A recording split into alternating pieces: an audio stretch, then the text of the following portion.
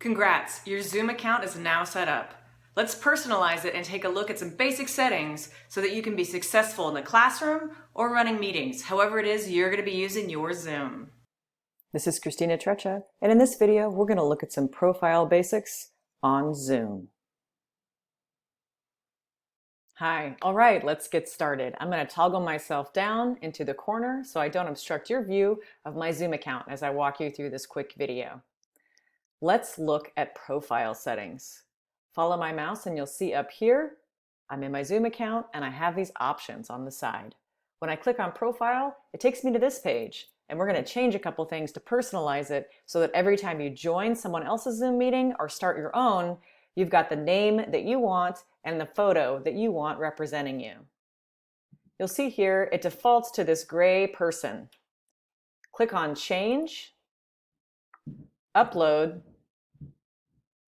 and then you can pick this picture. I picked one, kid profile. I uploaded this before so that I have something really easy to pick when I showed you and walked you through this.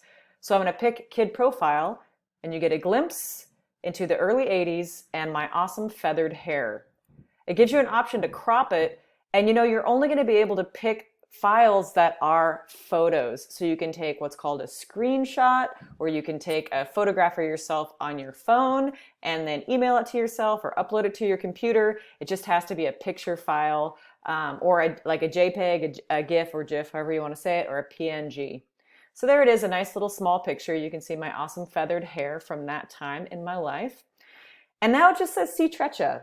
And that's not what I want when I hop onto a Zoom meeting or run a Zoom meeting. I want my full name. I want it to say Christina.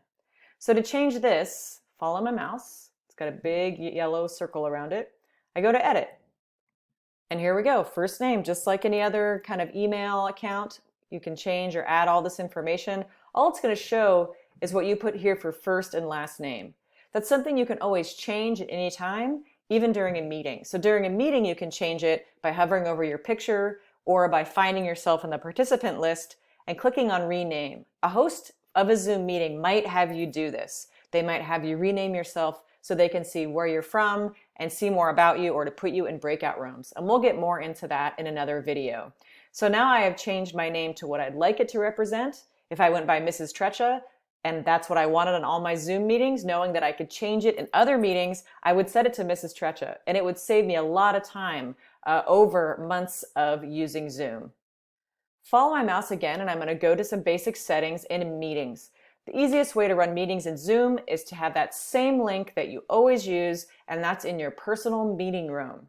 So click on Meetings, it's right below Profile, and then you go to Personal Meeting Room. You can see here, I have a meeting ID. That's the meeting ID I always use, and I can always send it out so that anyone who's joining me knows they can find it in an old email or find it on a calendar invite and know that that is the Zoom link that we are using. It's nice and short. If it's really long, that means the password is already embedded in it. So you need to make sure that it's nice and short and you don't have one-click password in your settings set up. So here is my meeting ID. I have waiting room enabled. Well, how did I do all of this? I scroll down. Again, I went to Meetings, Personal Room. I'm scrolling down. I go to Edit. This is where I change all this stuff. So passcode is another word for password. I could say, well, we don't need a password, but we're going to have a waiting room. Or I could say, we're going to have a password, but not a waiting room. So I can choose either of those. As of the end of September, you're going to have one of those two as a safety feature in Zoom. They're going to make you choose a waiting room or having a password. I have it set so that my video turns on when I join and the participants do. They can always choose to turn it off. Being on video can be stressful for adults and students alike. So thinking about Zoom being a performance, and that really acknowledging also sometimes our internet connectivity doesn't have space for us to be online and on video. I have the audio for telephone and computer, taking into consideration some people actually might be calling in. I never choose Enable Join Before Host unless I have a co-host. If I enable this, that means you can start my meeting without me. I have usually mute participants upon entry, which means they can unmute themselves once they join, but once they join in, it's not the cacophony of dogs and stuff all around. It's nice and quiet, and people can mute and unmute themselves. Depending on the meeting, some districts are requiring authenticated users, and this breakout room pre-assign is pretty complicated. You can just do breakout rooms in the meeting, and there is a video about this in this series. I'm going to go ahead and save that.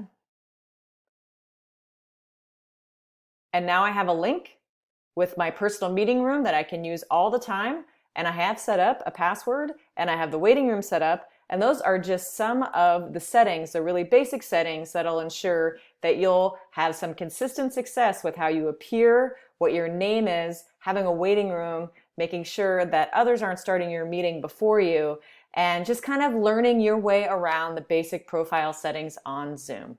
So thanks for joining me, and you can check out other videos on developing passwords and waiting rooms and more advanced settings in this series.